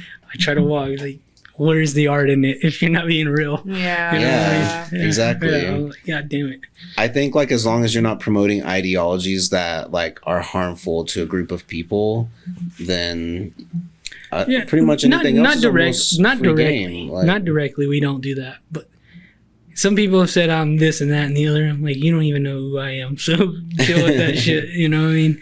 I go Yeah. against that. Like, I mean, a lot of you accuse me of being a Republican. I'm not a fucking Republican, you fuckers. You know, that's what I mean. Like, they hear that. I'm like, yeah, it's not who I am. I mean, people just feel like they need to put all of it, like everyone has to go in a box in their head, you know, and so they'll pick something about you and put you in a box they think, you know. I'm gonna say something controversial. Please Isn't do. that what horoscopes do? Exactly. No, but I mean, yeah, but like, I mean, I don't know. It can be interesting to like, okay, so like something I love seeing on Twitter, like Astro Twitter is what they call it, astrological Twitter, is like people will analyze celebrities' charts and be like, this, and this like indicates that they were gonna be famous, and you can see here like at the time frame they blew up and what content they were making at that time, and like it's just cool stuff like that, you know. Like I think it's interesting, and it helped me be myself more. I don't really care so much about other people. I just think it's interesting. Like I don't put anyone in a box, but like for me, it just helped me be more myself. You know, I was like, I read about it and I was like, wow, I really am just like this person. You know, so I'm just gonna be that person. Like it gave you things to identify with. Jesus Christ was born on a certain day. It wasn't in December, though. No, it was like in April, they say. Or some Yeah, I think he's a Capricorn. That's what I discovered. shit. I'm just kidding. I just had to throw that out there. Jesus. my Lord and Savior. Nah, I'm with you. Like, I don't like to put people in boxes, but then I put myself in a fucking box. No, I mean, but you're not putting yourself in a box. Someone will take that information and put you in a box for themselves. Like, you know? Actually, I've learned like categorization and like putting people in boxes is kind of like a survival instinct. It's like what we use to separate like safe and then like unsafe people, and it just kind of stems from like the survival of like trying to analyze like a threat. I feel like is where it comes from. Like Very classifying primal stuff, everything. Very primal stuff. Yeah. Just comes back who we were back in ancient times. That's crazy. You learn about all that and why we do what we do. And like, oh, that humans have been doing this shit for a long, long time. Yeah, I mean, this concept from all different kinds of thought or philosophy or belief or religion or whatever, that like the end of the world is like approaching, that's one thing I'll call bullshit no matter who says it, because like you can't just look at the goings on of the world and be like, yeah, the world's ending, because The world has always been shit. shit. Yeah, it's just been hitting the fan since we started. This is the most stable we've ever been in as humans. That's what the wild thing is. Yeah, probably close to it. Yeah, that's what's humanity's never been this stable, and it's still kind of fucked. But it is the most stable we've ever been. I mean, and it's just like stocks, you know. It's not a linear. Everything is stocks. Stonks, no. But yeah, it's not a linear progression, you know. There's Yeah. I don't think anything's linear. no time Other is than certainly death. not. Is it? Other than our time on this planet. I've been thinking about that recently, so yeah. So it is or isn't? You think what time? Oh, you're gonna die someday, so I don't know. Maybe it is Yeah. linear. But if you think like recently, right? Physically gonna die. Physically, right? Physically. But do you have like an inner child that do you think like in your head like there's like a little young Roy that is like All the time. always with you, All the time. right? All the time. I'd hide them. I was thinking about this today because I was listening to a podcast. I'm like, you have different personas. And that little kid, Roy, not many people know. Jen is barely knowing who he is. And he comes out a lot. Not on camera, not when I'm out. But he's very much... God, I love The Mask and I love Ace Ventura. I love all that shit. So yeah, that little kid in me is... I want to keep him alive as long as possible. Because I think that's when you get old. It's when you stop doing that shit. So yeah, that little kid in me is always Pokemon. We just got Mario Kart. That fucking thing is On the Switch or what? Yeah, I just bought a Switch, so I'm like, this little kid in me is You have it in there right now? Yeah. But Oh, we racing. can't go play in there, man. We can be loud. But yeah, I think that's important to being a human. Is keeping that. If you're lucky enough and you're blessed enough to have a childhood like that, then yeah, you should probably keep them alive as long as possible. Because I don't mean to harp on it, but some people probably wish they could have had that childhood and enjoy those things you enjoyed as a child if you got to. So that's how I think about life anyways. It's like bad, good, ugly. Like some people would kill for the life you have, man. No matter what. If you're going through that Harvard business school, if you're just in Lubbock trying to figure your way out, people would love to be in your position. And I know we're doing things at a local level, but it is a blessing to be invited to these things. It is a blessing to be even attend these things. That's how I look at life. Like, these things are cool. Oh, What they we're are. doing is cool. And I appreciate every moment of just being involved in any of it. Is fucking cool. Or just being in presence of it. Like being in the presence of people I hope succeed what I see as a successful life. I hope they continue doing that, and just to see it flourish the way it. I think it has been in Lubbock. It's cool because I think people are starting to catch on to what a lot of these people we associate with are doing. And I think it's starting to catch fire here in Lubbock. I've been preaching that, but I think it really is.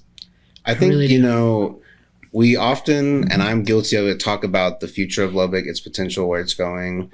But it's really, Lubbock is in such a cool place right now. I really do believe that too. I mean, there's so many creatives here that are just doing really cool things that have such far reaches even outside of Lubbock. You know, like the scene is growing outside of the local scene, you know, in small ways, big ways, you know, and there's so much inspiration surrounding us here. You know, like my goal is still to get to NYC. I'm probably not going to get there as fast as I want to, but since I've moved in, me and Jill have moved into the cast studio, the 806 So- Collective.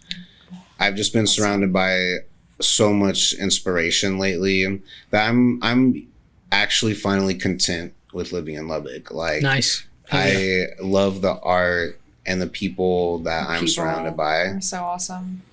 Jordan McCullough, he's one of my good friends. Have you had him on here? Yeah, Analog multiple Junkie? times. Yeah, he inspired me to like make a physical collage for the first time, and I've since made like a few others, and it's like kind of something I do now, and it's just cool to be surrounded by so many, like, no one person that I've met does just one thing.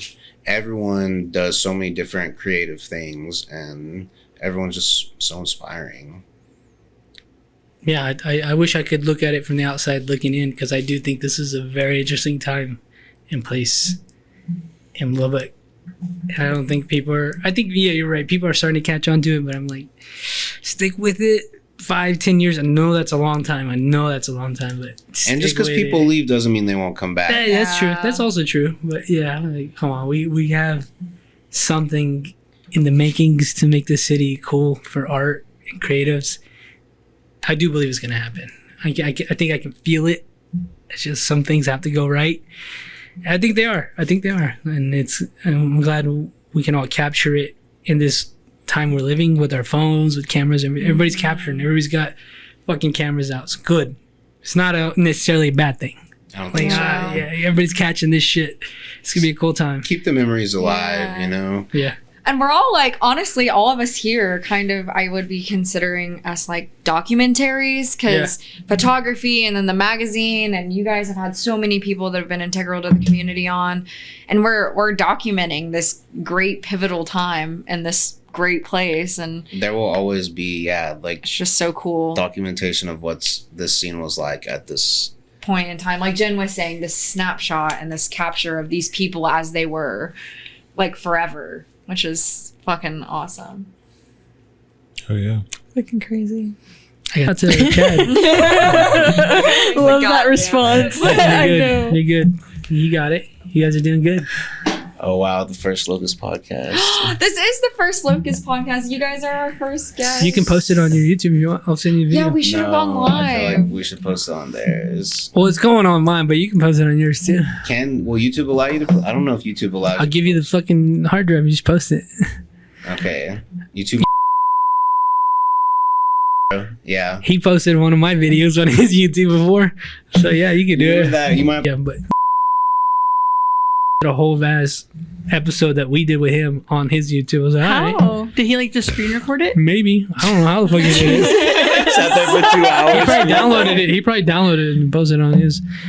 So yeah, you could do it if you want. I'll let you. Yeah, there's probably a way you could easily just scrape I'll the give you. link and then I'll give you all the yeah. files, and you can edit it towards where the way you wanted to do it, Oh my instead God, of we should mine. put, like Oh. explosion noise. No, yeah, I'm gonna be like doing cut-ins. You're on gonna, like, people's zoom in faces on and shit. It's people. gonna get way like meticulous. You're gonna see all So, yeah, the- I'll give you. all me I'll give you all the files. files after we post it. But That's funny. What Well, do you consider? What do each of you guys consider success to you? Like, what does success look like to you? oh man, I see that in levels. So the first level of success is being able to provide for myself and sustain myself as a podcaster. That's the first level, and then I think it'll progressively grow from there. I hope, where I could just make, I hate saying it, money. The first level is like to sustain myself, get my name out there, and then just keep going and going and going, and where people know who the fuck I am across the country. That's to me success, and people are tuning in, ready. Like, where's the episode at across the nation? That's ultimately what I want. I want people to see this as like like when we grew up like, oh, this is coming out at 5 p.m. on Friday. I can't wait till it comes out. Whatever Be on TV the show it couch. was. Yeah. I want them to be like that towards my episodes. That's to me success. And I think that equates to money and to being able to live a life I want to live. That's ultimately what I want. That's how I see it. I don't know. Yeah, I mean, I don't want to say, get rich, have money, have a good business or whatever. I mean, it all comes down to you being able to help yourself out, help, whoever you're with. If you're able to just stay consistent in what you do. Don't become a lazy ass. What else? I would just say just being able to stay consistent, really meet, it depends on your legacy too. Not necessarily like, to be remembered, but if you have a good group of people around you, I mean, that's pretty successful too. I don't know. I mean, that's a question that I feel like people can answer. I don't know. Success is a very broad term. Everybody has a different definition of that one. I mean, because it could be being rich and famous, but Well, I was asking about y'all's definition of it. Yeah, I know, but I don't know. That's always been a hard question for me, at least, because as long as I'm able to take care of myself, being able to provide for my future kids, retire, just being able to enjoy a good life. I don't want to be working my ass off at 70 years old, like we see our dads do. Yeah. But then again, who knows? I might be at that age where I'm still, working what I love to do. It's different for everyone. Confidently and ignorantly speaking, I feel like I consider myself a multidimensional woman, and I consider success a multidimensional term. And Jennifer Alamon is a successful woman. She's a successful hairstylist, and I'm an educator. I'm a mentor. I help lead a salon. And talk your shit. Well, I mean, like that, but that's just like, I consider that success, not just like, I can call that my career. Like, I've like dedicated myself to that, but also like with getting to like lead and mentor and like educate in that aspect, like I find success when I meet like I started in this shit when I was like 18. So it's like, I was lucky to like not have to worry about rent or making things work or growing up too fast. You know what I mean? But I run into girls that I mentor and educate that, like their goal off the bat is to, I gotta get this car, I gotta get this apartment, or I really want to get this tattoo, or I want to go to this festival, like whatever. And success to me in that aspect is like teaching them and educating them and mentoring them and helping them along the way. So when they're successful, that's like a success to me career wise. But in like my social life and like in my real life on Hella Soft's time, you know what I mean?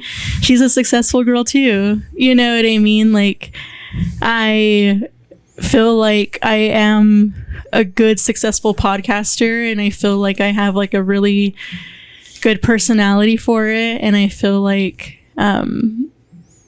all these years that I just consumed media and film and music videos and watched interviews and went down wormholes, it's finally fucking paying off. And I feel like you and I have talked about this. Like, that's fucking a win in my book. I get to be a nerd and I get opportunities from it. You know what I mean? Like, I fucking threw Fools and Ghouls. You know what I mean? Like, we've done the interview with Robbie because we're movie nerds. Like, what the fuck? Like, that's a win. Yeah. That's a win, Post movie nights for the community to share. And it's just, and you know what? Like, y'all pull up because y'all think we have taste, and we get to talk about it. And like, how fucking cool. You know what I mean? But I mean, anywhere I go, I'm going to try and get involved in my community. But 100%. Yeah, I'm a successful fucking girl no matter what. I'm already there, but I'm trying to be iconic. And I feel like if I can mentor on a bigger level or kind of work my way up, and like, it's like I was telling you earlier, like, it's okay to like cycle on out and like move on and grow out of things, but that's why you have to build community. That's why you have to collab. That's why you kind of have to show people the ropes, even if they're like in a whole different league. You got to walk the walk, talk the talk, so you can fucking inspire somebody to step into your role when you go, like when you like leave. And I feel like that's how you really build something out here. I hate that I equate success with money, because I did. Money's gonna come at because a higher level. We're gonna live the life that's like meant for us, no matter what. Like, we're gonna get those opportunities no matter what. Based on what they're saying, I think you're right. Like, it's a success to do this. Yeah. This is, it is like, I know you said it earlier, it's very difficult to get somebody to come at a certain time and a certain day. And I know people's schedules are very busy. It's hard to fucking like get guests on a certain day, and every episode is a success. I can't say that word properly right now, but ultimately, I would love more than anything to be able to, these guys make a living off what I can pay them. I know that that's not what they entirely are relying on, or my little guys from tech, if I can get them one day. I would love to be able to pay, they be able to pay their mortgage and feed their families off of what we do. Also, Mr. Beast shit. Just on some like successful business shit. Like I would love to be able to do that. Having your inner circle be a part. Yes, of, and I would love to have employees that I can just put on retainer. Like you guys are part of this. Like I got to pay my car today. Here's the money. You know, I would love that, and I think that all equates to us. I think I'm trying to sell us on who our characters are. I think that's the future. Like who you are is gonna make money in the end of the day, and unfortunately, money makes the world go round. And I'm gonna try to do that, and I'm gonna try to. Aside from all that, I would love. This is a huge dream of mine to be a household name. I would love that more than anything. We're a household name across the country. Again, I say that like that's a big dream. That's a huge dream. I would love that more than any goddamn thing in the world. And if we could do that and we're not making money, fuck it. I would love that more than anything in the world. Like everybody knows who we are. Everybody knows who Lubbock is. That would be cool too. What comes with everybody knowing who you are? Like what exactly? So everyone knows who you are. So what exactly are you trying to get out of that? Just to be able to... So if we could have any guests we wanted. Right, okay. know, so I could have any guests I want to interview because they know who we are. They're coming on. If any movie buff is listening to them, any sports guys listening to our sport, I'm trying to broaden this horizon and hugely so we can just integrate everybody. And if I'm not a part of that, I can hire somebody who's like I see is good at that, and they can be a part of it. Like I want to make Snake. That's why it is Snake Pit Studios now. It's a very early iteration of it, but I would love to have an in-house studio of everything, every goddamn thing you could think of. And we could start making movies if we wanted to. We could make music if we wanted to. We can do anything we wanted to. That's the ultimate dream. Is I think everything's going to be in-house in the future. Maybe it's already happening now, but that's what I would love. Like everything, and then just the byproducts of all that. Like everybody wants to come to Lubbock. Everybody wants to hear Hella Soft. Everybody wants to hear Bradley. I told Jen earlier, like I would love to own a movie theater one day, so we can we can fucking do the movie nights in a movie theater. Like that would be fucking cool. I want to own a bar, so we can have like musicians come to the bar, and that are cool musicians that want to come. Like I think that would be fucking cool. That's ultimately what I want to do. And I know we said it earlier. Like the crazy thing is like that success might come when we're fucking dead. You know, like yeah. That's the ultimate. That's the weirdest thing. That's a weird. It is terrifying, but that's a weird thing I think about. Like all this hard work we're putting in, we're gonna continue doing it. There's nothing gonna stop us from doing it. But what if it comes when we die, if our or whatever? So fuck it, I dude. I've been reading, and like maybe that's something that we need to make peace with. Is like okay. This is the rational Capricorn speaking. There is a big chance that we are not going to become famous and iconic. It's a huge fucking chance. Whatever.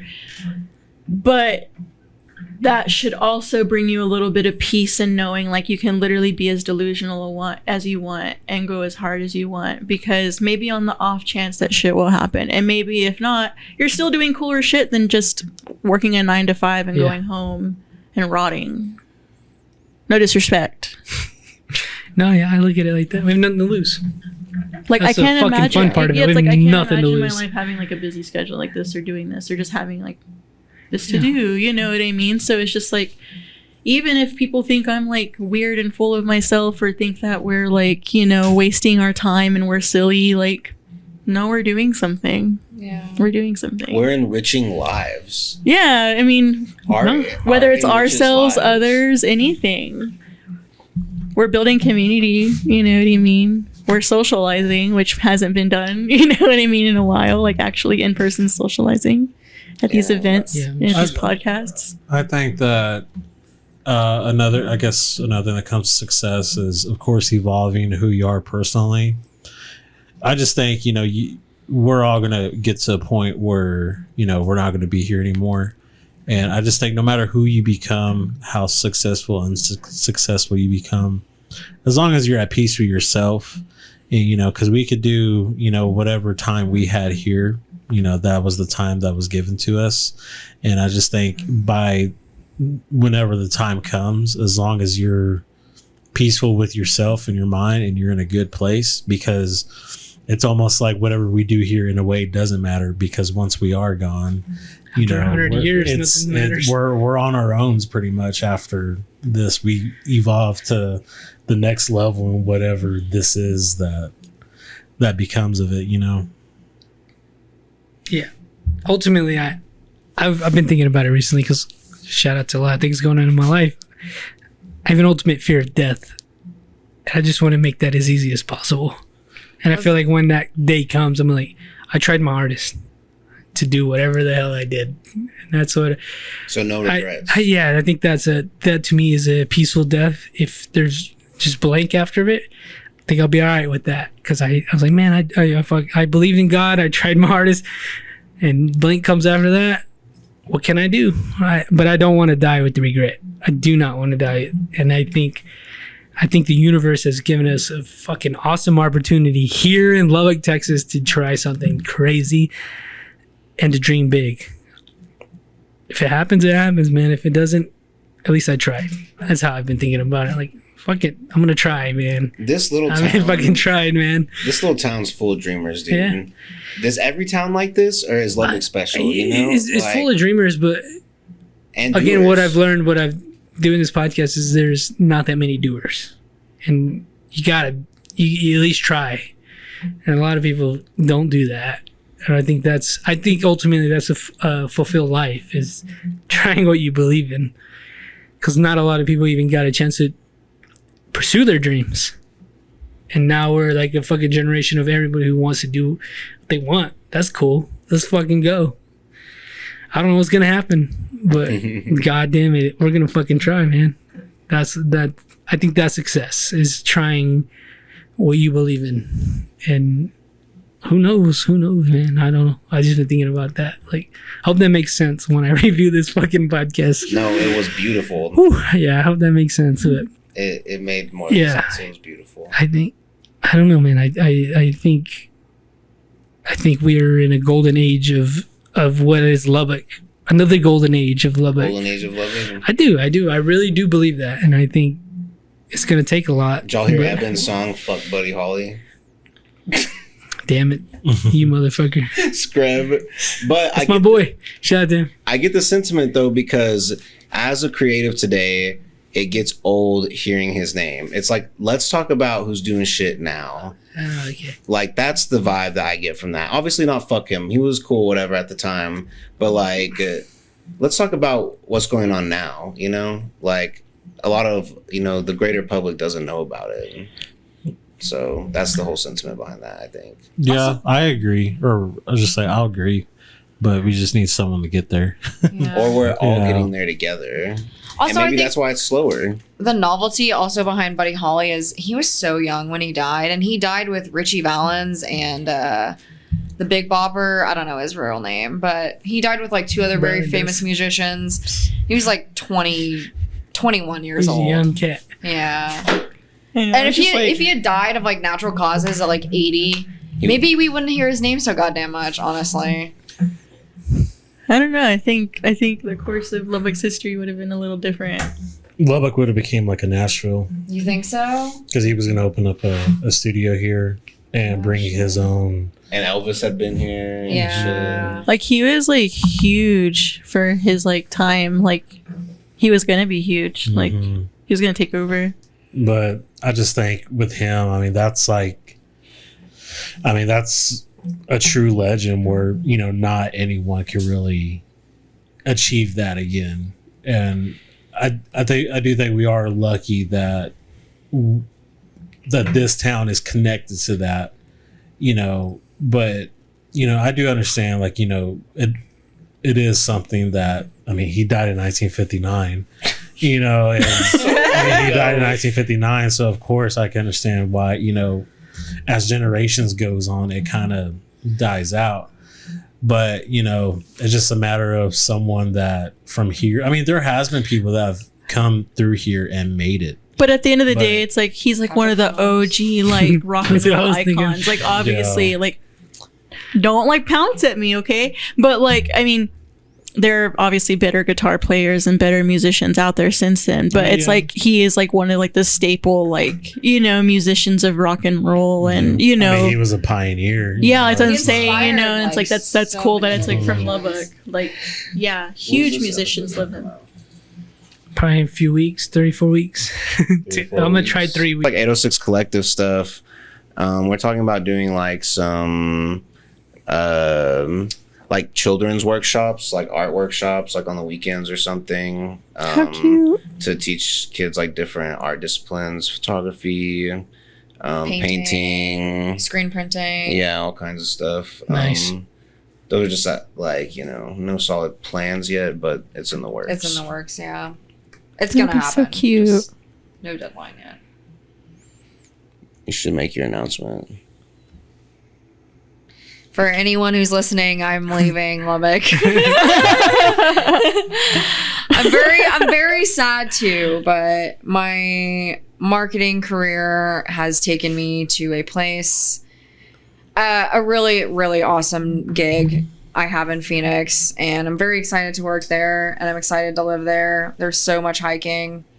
I'm gonna come back and visit, obviously, and yeah. Locus Mag is gonna persist. Oh yeah, Locus Magazine is gonna persist, but now we'll just have further reach. So Ideally, it will be published in both locations, distributed in both locations, and feature creatives from both locations. Nice. So, we'll put Lubbock on the map in Phoenix. yeah, I mean, which is 3 hours from LA. I already got a guest Yeah. for you to get on there, 5. Dave Parley. Oh, Dave Parley, you got to get Dave Parley on there. Who is he? You got to get Dave Parley, and you got to see if you can get the fools from Gate Creeper.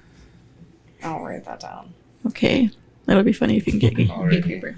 I can hook you up with my uncle. He owns all my uncles live owns a there. coffee shop. in Arizona? Yeah, and he's involved in the lowrider scene over there. Really? Yeah. That would be sick. Yeah. Dave Parley and who did you say? His uncle, No, we'll talk about that later. Yeah. Whatever you. Okay. Dave Parley. Dave probably was a cool guy. Cool guy. put Dave Him and his Parley. wife. But yeah, so Locus is evolving, but is persisting.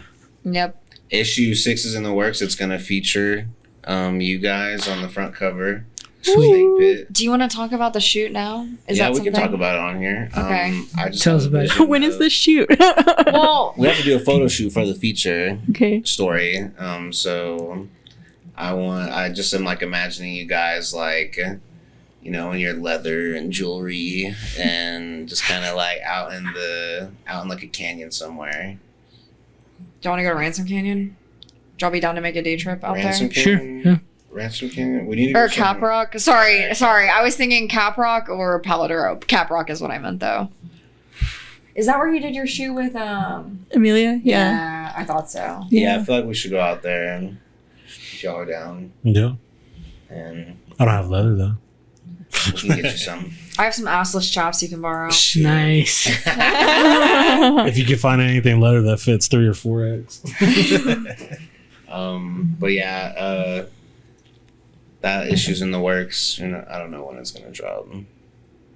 Riley is spearheading this one, so everyone ask him the questions about the issue release. Yeah. Get on his ass. Get on his ass. Did you guys- Anything interesting coming up for Snake Pit Studios or Lords of Film? Or? Hopefully we do a live podcast with the 806 Collective. So we'll be trying to put that into works. We'll get a date confirmed very soon. July-ish or August? No, in June. What is that going to look like? What is the live podcast going to look like? We can talk about it after. Okay. But yeah, we'll talk about it after. We'll see what's up. But just know we'll be doing a live taping of the podcast. If you guys want to be a part of it, anybody listening, our 5 great fans that we have, if you guys want to be there, you guys can be there. So that'd be cool. Well, But, I guess, do you have anything else? Anything going on with Lords of Film? We're gonna finish up our last Lords of Film for the season. Next Wednesday we'll be doing the Texas Chainsaw Massacre, and then I need to chill for the summertime. I need to chill. Maybe we'll like sneak a Lords of Film in there, like a movie screening. We'll continue with the podcast, but as far as like events and projects, like I think I'm gonna try and just like, I don't know, like re-download and retake in things to like, I don't know, just get better at the things I want to do. I've got some.